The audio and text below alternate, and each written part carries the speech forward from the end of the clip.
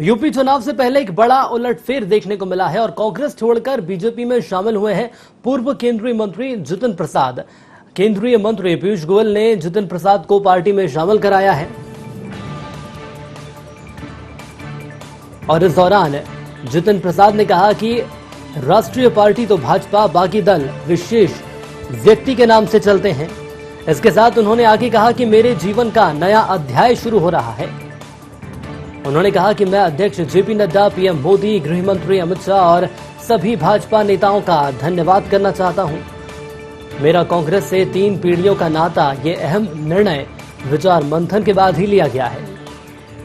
सवाल यह है कि किस दल में जा रहा हूं और आखिर क्यों जा रहा हूं। तो यूपी चुनाव से पहले एक बड़ा उलटफेर देखने को मिला है। जितिन प्रसाद की एक नई पारी, जो कि अब कांग्रेस छोड़कर बीजेपी में शामिल हो चुके हैं।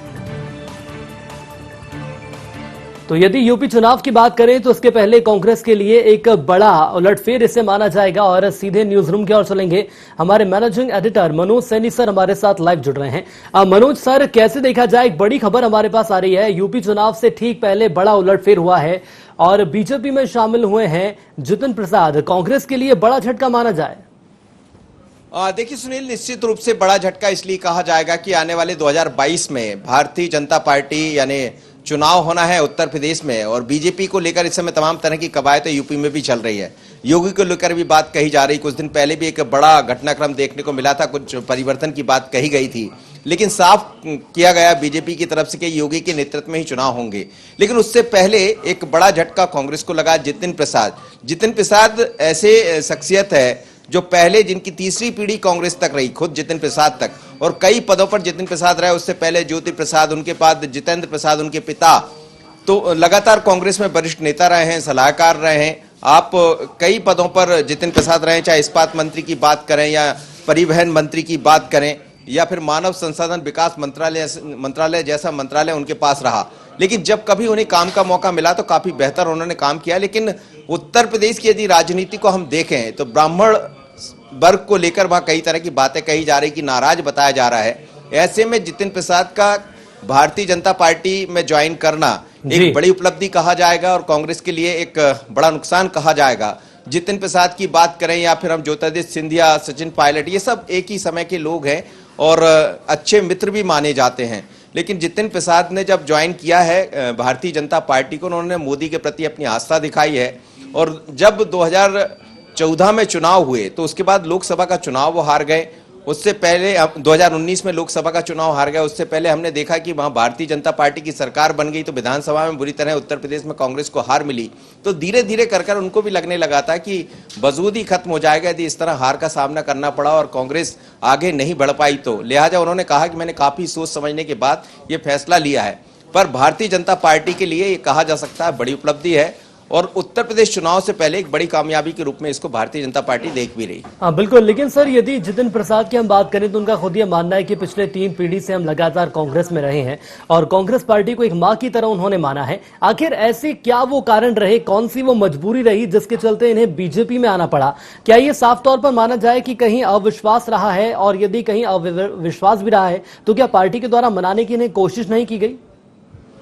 देखिए निश्चित रूप से यदि हम बात करें तो कई दिनों से, जैसा हमने आपसे जिक्र कहा था कि 2019 में कांग्रेस को हार का सामना करना पड़ा और बहुत ज्यादा सीटें भारतीय जनता पार्टी ने हासिल की वहां से। लेकिन उसके अलावा यदि हम उससे पहले विधानसभा चुनाव की बात करें तो वहां भी भारतीय जनता पार्टी की सरकार बन गई थी। धीरे धीरे कर नेतृत्व पर, कांग्रेस के नेतृत्व पर भी सवाल खड़े हुए और कई बार ऐसी बातें सामने आती रही। तो जितिन प्रसाद ने शायद ये समझ लिया होगा कि यदि मुझे अपना राजनीतिक कैरियर कहीं देखना है, आगे बढ़ना है, तो इस समय भारतीय जनता पार्टी के साथ जाना चाहिए। और बीजेपी वैसे भी आप देखिए कि जहां जहां जब भी चुनाव होते हैं उससे 1 साल पहले से, 1-1.5-2 साल पहले से तैयारियां शुरू कर देती है। राजनीतिक हलकों में कुछ भी चर्चा चलती रहे, लेकिन जितेंद्र प्रसाद का कांग्रेस से भारतीय जनता पार्टी में शामिल कर लेना, पीयूष गोयल उनको लेकर आए, उन्होंने कहा मेरे बड़े अच्छे मित्र हैं और उन्होंने काफी तारीफ भी की। उसके बाद वो जेपी नड्डा से मिलने पहुंचे।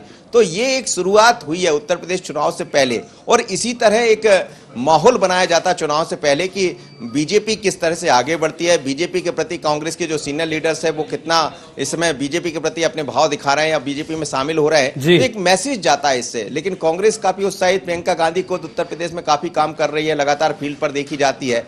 इस बीच में जितेंद्र प्रसाद ने शामिल करके भारतीय जनता पार्टी ने बताया कि शुरुआत हमने कर दी है और उत्तर प्रदेश चुनाव को लेकर हम काफी गंभीर है। लेकिन जितेंद्र प्रसाद का आना अकेले यूपी चुनाव के लिए भी नहीं होगा, बल्कि आने वाले जब 2024 में भारतीय जनता पार्टी चुनाव लड़ रही होगी लोकसभा का, उस दौर में भी मुझे लगता है जितेंद्र प्रसाद एक कामयाबी के बतौर देखे जाएंगे, क्योंकि ब्राह्मण वोट करीब 10% है उत्तर प्रदेश में और एक उस वर्ग का युवा चेहरा बीजेपी के साथ शामिल हुआ है। लेकिन सर साथ में ये भी समझना चाहेंगे, क्या यूपी चुनाव से पहले कोई बड़ी जिम्मेदारी भी जितेंद्र प्रसाद को दी जा सकती है बीजेपी के द्वारा?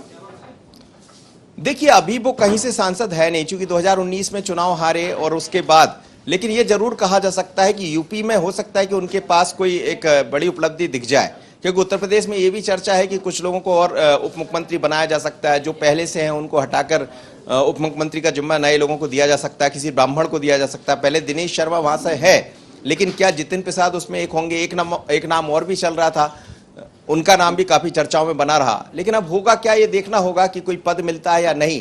लेकिन आने वाले दिनों में कैबिनेट का रिसफल होना है, नए मंत्रियों को बनाया जाना, हो सकता है उसमें कोई नई भूमिका में जितेंद्र प्रसाद नजर आए, या ये भी हो सकता है कि राज्यसभा से बतौर उनको कहीं पहुंचा दिया जाए। तो ऐसी कई तरह की जो बातें हैं वो दिखाई दे रही है। लेकिन जितेंद्र प्रसाद ने यदि कोई फैसला लिया है तो वो समझदार है, पढ़े लिखे हैं, दून से उन्होंने पढ़ाई की है, उसके बाद गांधी परिवार से काफी नजदीकी रही है उनकी, इसके बाद बीजेपी का दामन थामा तो उन्होंने बहुत विचार किया होगा जब भी बीजेपी में पहुंचे होंगे। बिल्कुल सर, अंत में समझना चाहूंगा जितेंद्र प्रसाद के सामने चुनौतियां क्या रह सकती हैं, और इसके अलावा यदि मैं तालमेल की बात करूं तो जितेंद्र प्रसाद के साथ तमाम ऐसे समर्थक हैं जो कि बीजेपी में शामिल होंगे। संगठन और पार्टी आखिर तालमेल कैसे बनाएगी इसके बीच? देखिए, हमने देखा है ज्योतिरादित्य सिंधिया जब भारतीय जनता पार्टी का दामन थामे तो यही बात कही जा रही थी। आज ज्योतिरादित्य सिंधिया मध्य प्रदेश के दौरे पर है, उनके आने से पहले क्या हुआ, कार्य समिति घोषित हो गई, उनके 62 से 65 लोगों को स्थान मिल गया। तो बीजेपी ये बताना भी चाहती कि आप यदि हमारे साथ आ रहे हैं तो हम आपके साथ हैं। तो निश्चित रूप से इन तमाम सारे मुद्दों पर जितेंद्र प्रसाद ने भी सोचा होगा, बीजेपी ने भी सोचा होगा। जहां तक चुनौती की बात करें तो चुनौती जब ही होती है जब चुनाव होंगे 2022 में उत्तर प्रदेश चुनाव की, तो वहां किस तरह की स्थिति होती है भारतीय जनता पार्टी की, क्योंकि अभी तो तमाम तरह के कयास, तमाम तरह की बातें चलती रहेगी जब तक चुनाव नहीं होते। लेकिन यदि जितेंद्र प्रसाद जैसे समझदार नेता ने भारतीय जनता पार्टी का दामन थामा है तो बीजेपी एक मैसेज देने में जरूर कामयाब हो जाए।